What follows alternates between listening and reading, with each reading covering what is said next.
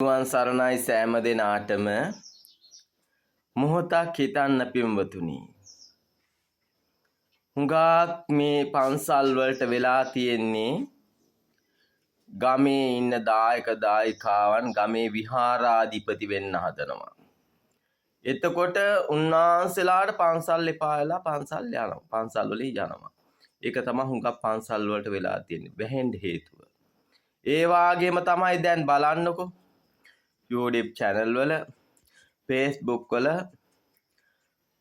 අපි අඳුරන්නෙත් නැහැ දන්නෙත් නැහැ. නමුත් එක එක කාන්තාවන් නිර්වස්ත්‍ර ෆොටෝ එවනවා එක එක වැවනවා.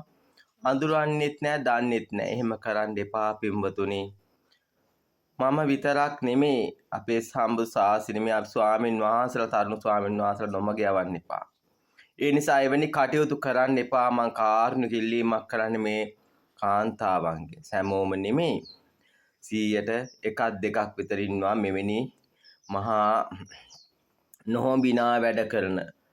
දැන් මටත් එවලා තියෙනවා කීප දෙනෙක්ම මා බාණ්ඩක අපි වාගේ මේ වයසට ගිය ස්වාමින් වහන්සේලාටත් මෙවැනි නිර්වස්ත්‍ර ෆොටෝ එවනවා. ඇයි අපේ කාමයේ අවසන් නැහැ. අපේ කාමයේ අවසන් බෑ ඔයාලට.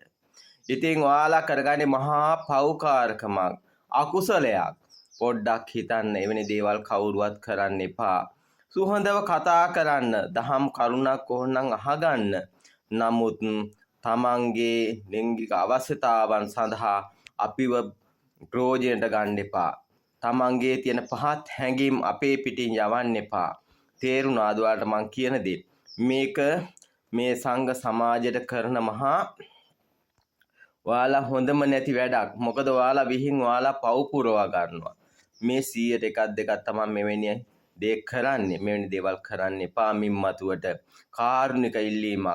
දහම් කරුණ ඕනනම් අහගන්න අපේ ස්වාමීන් වහන්සේ ඕනම වෙලාවක දහම් කරුණ ගැන කියලා දේවි. දහම ගැන කියලා දේවි. නමුත් මෙවැනි දේවල් නැවත කරන්න එපා කියලා සෑම දෙනාගේම ඊටාම කාරුණික ඉල්ලීමක් ඉල්ලා සිටිනවා. හොඳයි සෑම දෙනාටම තෙරුවන් සරණයි. උතුම් දළදා හාමුදුරන්ගේ පිහිට ලැබේවා. විජයශ්‍රී ජයශ්‍රී බෝ සමන්ගේ ආශිර්වාදයේ පියතුන්වන්ගේ ආශිර්වාද ලැබේවා කියලා ප්‍රාර්ථනා කරනවා.